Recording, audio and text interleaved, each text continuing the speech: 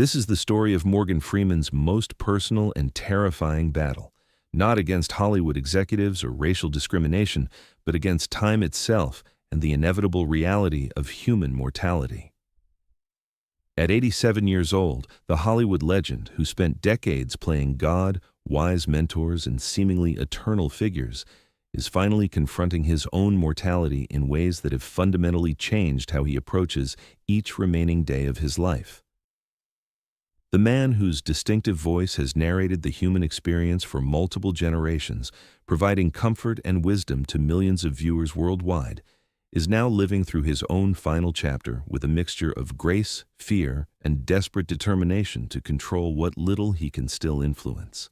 Freeman's relationship with death began to shift dramatically after his devastating car accident in 2008, an event that served as an unwelcome wake-up call about his physical vulnerability and the precarious nature of life itself. The accident had left him with chronic pain, limited mobility in his left hand, and most significantly, a heightened awareness of his own fragility that he had successfully avoided confronting for nearly 8 decades. For the first time in his life, Freeman was forced to acknowledge that his body was not the reliable instrument he had always taken for granted, and that the future was not an endless expanse of possibilities, but a rapidly diminishing resource that demanded careful consideration and strategic planning. The years following the accident brought a cascade of health challenges that seemed to accelerate with frightening speed and intensity. Fibromyalgia, a chronic condition causing widespread pain throughout his body, began affecting his ability to work, travel, and maintain the active lifestyle that had defined his approach to aging. The constant pain served as a daily reminder of his physical limitations and the progressive nature of aging that no amount of wealth, fame, or determination could halt or reverse. Sleep became elusive as pain made comfortable rest nearly impossible, creating a cycle of exhaustion that affected his mental clarity, emotional stability, and overall quality of life in ways that frustrated and frightened him. Freeman's legendary voice, the instrument that had made him one of the most recognizable and beloved actors in Hollywood history, also began showing signs of age-related changes that terrified him more than any physical pain. Subtle alterations in tone, occasional tremors, and the increasing effort required to maintain the rich, authoritative delivery that had defined his career became sources of profound anxiety and self-doubt. He would spend hours each day practicing vocal exercises, working with speech therapists, and carefully monitoring his performances for any signs of deterioration that might signal the beginning of the end of his ability to work and contribute meaningfully to the industry that had defined his identity for more than half a century. The memory issues that began appearing in his early 80s proved to be perhaps the most frightening aspect of his declining health, striking at the core of his intellectual identity and professional competence.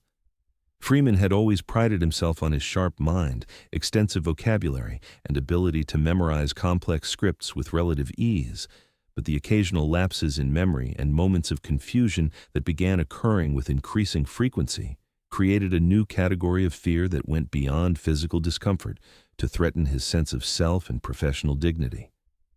He would sometimes forget the names of longtime colleagues, lose track of conversations mid-sentence, or find himself unable to recall details from recent events, creating embarrassing situations that made him increasingly reluctant to engage in social or professional interactions that might expose these vulnerabilities to public scrutiny. The isolation that followed Freeman's growing health concerns became a self-perpetuating cycle that deepened his depression and accelerated his fears about aging and death. As he became more reluctant to accept public appearances, social invitations, and professional opportunities that might reveal his declining abilities, Freeman found himself spending increasing amounts of time alone at his Mississippi ranch, surrounded by the silence and solitude that had once felt peaceful, but now seemed oppressive and frightening. The property that had served as his sanctuary from the demands of Hollywood success now felt more like a waiting room where he counted down his remaining days with growing anxiety and regret. The staff who maintained his ranch and household became his primary human contact, but these professional relationships, while respectful and caring, could not provide the emotional connection and intellectual stimulation that Freeman desperately needed to maintain his mental health and sense of purpose. He would often spend entire days without meaningful conversation, reading books that he struggled to remember, or watching television programs that failed to hold his attention, creating a routine that felt more like marking time than actually living. Freeman's relationship with his family became increasingly complicated as his health declined and his awareness of mortality intensified. His children from previous relationships had their own lives, careers, and families that naturally took precedence over regular visits to an aging father who had not always been consistently present during their formative years. The guilt and regret associated with his previous choices as a father, combined with his current inability to be the strong, supportive patriarch he had always aspired to become, created additional layers of emotional pain that compounded his physical suffering and existential anxiety.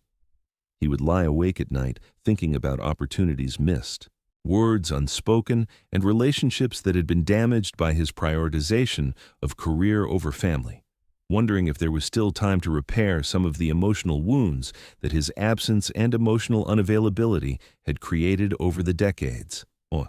The financial aspects of aging also created new sources of stress and concern that Freeman had never anticipated during his years of peak earning and professional success. While his accumulated wealth was substantial, the costs associated with quality health care, household staff, property maintenance, and the various support services required for comfortable aging were higher than he had projected, creating anxiety about whether his resources would be sufficient to maintain his desired quality of life until the end. The complexity of estate planning, tax implications, and the desire to provide appropriate inheritances for his children while supporting various charitable causes that he had embraced throughout his career required constant attention to financial details that he found increasingly difficult to manage as his cognitive abilities fluctuated. Freeman's awareness of his legacy and how he would be remembered after death became an obsession that dominated much of his thinking during his final years.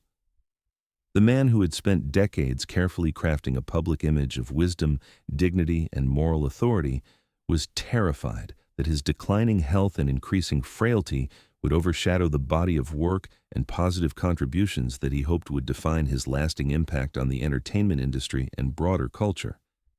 He became hypersensitive to media coverage of his public appearances, scrutinizing photographs and video footage for signs of aging or infirmity that might damage the authoritative image that had been so carefully cultivated throughout his career.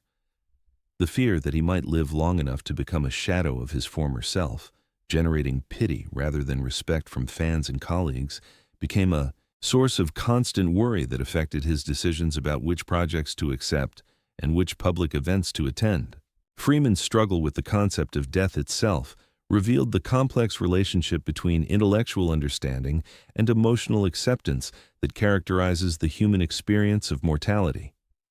Despite having portrayed numerous characters who faced death with courage and dignity, despite having narrated documentaries about the nature of life and death, and despite having reached an age where death was a statistical likelihood rather than a distant possibility, Freeman found himself unprepared for the emotional reality of confronting his own finite existence.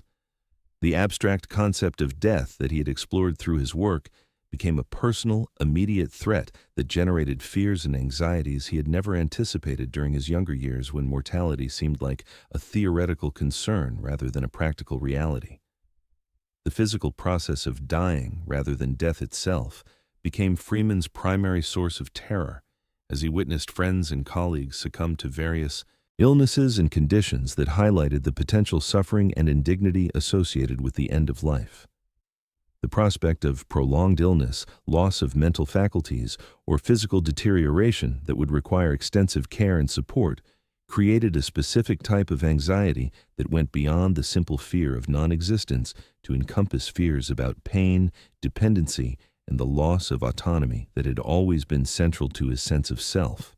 Freeman would spend sleepless nights imagining various scenarios for his own decline and death, creating elaborate contingency plans for different types of health emergencies while simultaneously trying to maintain hope that he might be among the fortunate few who experience a quick, dignified death that preserves his reputation and spares his loved ones from prolonged suffering. The spiritual and philosophical questions surrounding death became increasingly important to Freeman as his health declined and the reality of mortality became more immediate and pressing.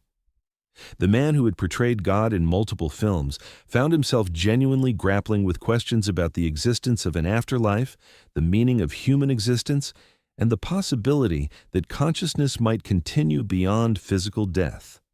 These were not merely intellectual exercises or professional considerations, but deeply personal queries that affected his daily emotional state and his ability to find peace and acceptance in the face of declining health and approaching death.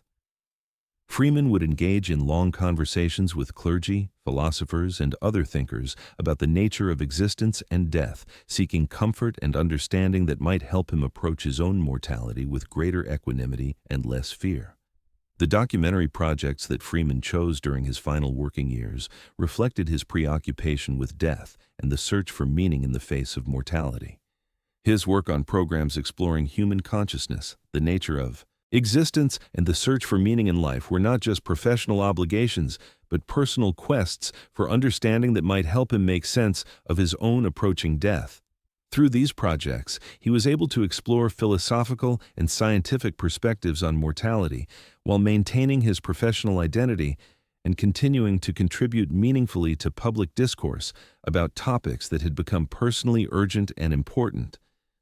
The interviews and research associated with these projects provided Freeman with access to experts and thinkers who could offer insights and perspectives that might help him develop a more peaceful relationship with the prospect of death. Freeman's attempts to control his narrative and legacy became increasingly urgent as his health declined and his awareness of limited time intensified.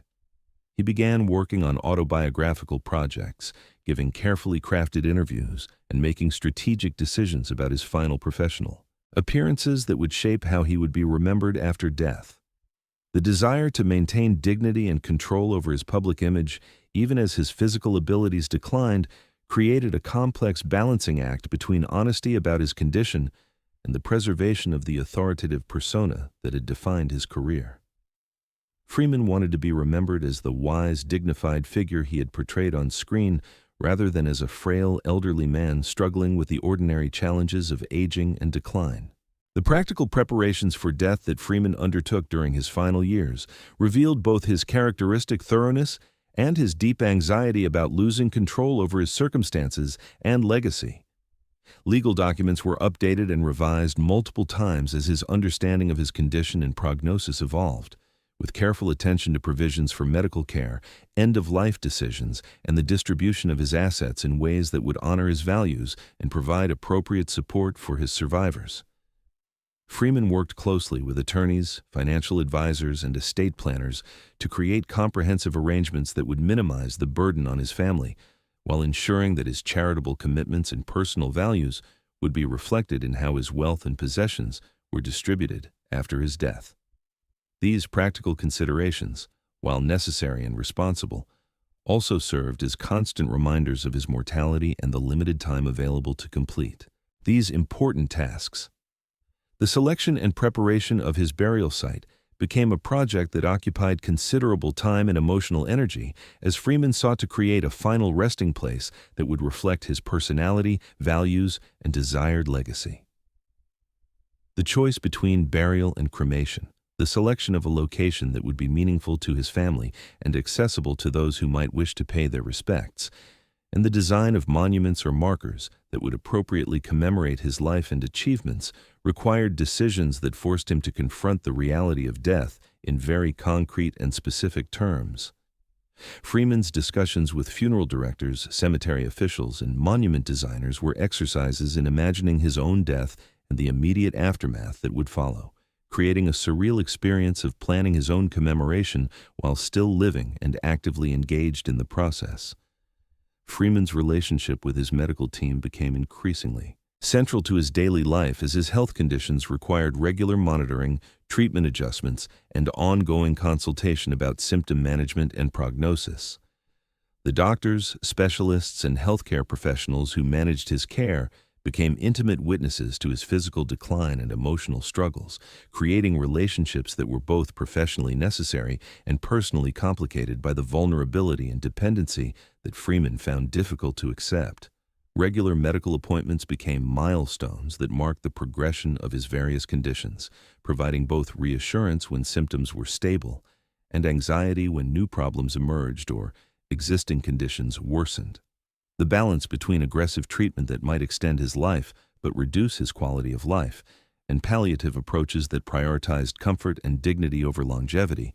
required ongoing decisions that Freeman found emotionally exhausting and philosophically challenging. The impact of Freeman's declining health on his professional relationships and industry connections created additional sources of stress and sadness as he witnessed the gradual erosion of the network of colleagues, collaborators, and friends who had defined his working life for decades. Former co-stars, directors, and industry professionals who had been regular parts of his life began treating him with the careful courtesy reserved for someone who was clearly approaching the end of his career and life, creating a social distance that Freeman found painful and isolating. The entertainment industry's focus on youth and current relevance meant that Freeman's concerns and perspectives were increasingly viewed as outdated or irrelevant, accelerating his sense of disconnection from the professional community that had been central to his identity for more than half a century. Invitations to industry events became less frequent. Collaborative opportunities were limited to projects specifically designed for aging performers, and the general level of interest in his opinions and involvement declined in ways that reminded him daily of his diminishing relevance and approaching obsolescence. Freeman's efforts to maintain his physical appearance in public presentation became more challenging and time-consuming as his health declined, requiring careful attention to makeup, wardrobe, and scheduling that would minimize the visible signs of aging and illness during his limited public appearances. The team of stylists, makeup artists, and image consultants who helped him maintain his professional appearance became essential collaborators in preserving the dignified public image that he considered crucial to his legacy and self-respect. The increasing effort required to look and sound like the Morgan Freeman that audiences expected created a performance of health and vitality that was exhausting to maintain and emotionally difficult to sustain as the gap between his public image and private reality continued to widen. The philosophical evolution that Freeman experienced during his final years reflected a gradual shift from the fear and anxiety that had initially characterized his relationship with mortality to a more complex acceptance that incorporated both sadness about endings and gratitude for the extraordinary life he had been privileged to live. The process of reviewing his career, personal relationships, and contributions to society during interviews, documentary projects, and personal reflection helped Freeman develop a more balanced perspective on his legacy that acknowledged both his achievements and his failures, while recognizing the fundamental limitations of human existence that no amount of success or recognition could overcome.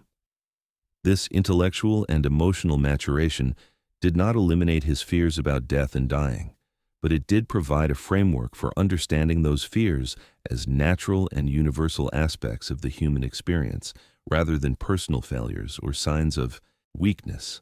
The letters and messages that Freeman received from fans, colleagues, and admirers during his final years provided him with tangible evidence of the positive impact his work had had on countless individuals, helping to counter some of his anxiety about legacy and meaning with concrete examples of lives that had been touched, inspired, or improved by his performances and public presence.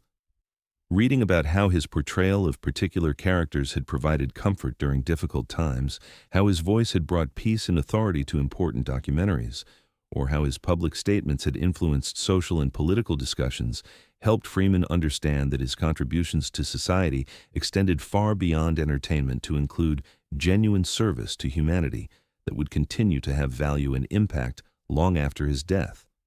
These communications from admirers and beneficiaries of his work provided a form of immortality that transcended physical existence, suggesting that meaningful aspects of his identity and contributions would continue to exist and influence others regardless of his physical presence. Freeman's final interview and public appearance decisions were made with careful consideration of how he wanted to conclude his public career and what messages he hoped to convey during his remaining opportunities to address audiences and fans. Rather than simply withdrawing from public life as his health declined, Freeman chose to use his remaining platform to discuss topics that had become personally important to him, including aging, mortality, the search for meaning, and the importance of using whatever time remains to contribute positively to society and support others who were facing similar challenges. His willingness to discuss his health struggles, fears about death, and philosophical perspectives on mortality provided valuable public discourse about aging and dying in American society while demonstrating the courage and honesty that had characterized his approach to difficult topics throughout his career. The charitable foundation work that Freeman had supported throughout his career became increasingly important during his final years as a way of ensuring that his values and commitments would continue to have practical impact after his death. The causes that he had supported, education, civil rights, environmental conservation, and support for veterans, reflected his personal values and provided concrete ways for his wealth and influence to continue making positive differences in the world beyond his lifetime. Freeman's involvement in the governance and strategic direction of these organizations allowed him to feel that he was still contributing meaningfully to important work while creating legacy institutions that would carry forward his commitment to social justice and human welfare. The satisfaction of knowing that resources he had accumulated during his successful career would continue to support causes he believed in provided Freeman with a sense of purpose and continuity that helped counter some of the despair and meaninglessness that might otherwise have accompanied his declining health and approaching death. As Freeman entered what he understood to be his final months or years, his perspective on death evolved from terror and resistance to a more complex acceptance that incorporated both sadness about ending and deep gratitude for the extraordinary opportunities, experiences, and relationships that had filled his long and remarkable life. The man who had portrayed wisdom and dignity on screen discovered that actually achieving those qualities in the face of mortality required ongoing effort, courage, and the support of people who understood both his fears and his aspirations for how he wanted to conclude his time on Earth. Freeman's final legacy would include not just his impressive body of work as an actor and narrator, but also his example of how to approach aging and death with honesty, grace, and continued commitment to contributing positively to the world even when physical capabilities are declining and time is clearly limited. His willingness to discuss mortality openly and his determination to maintain dignity while acknowledging vulnerability provided a model for aging that honored both human frailty and human resilience in ways that would continue to inspire and instruct others long after his own journey had ended.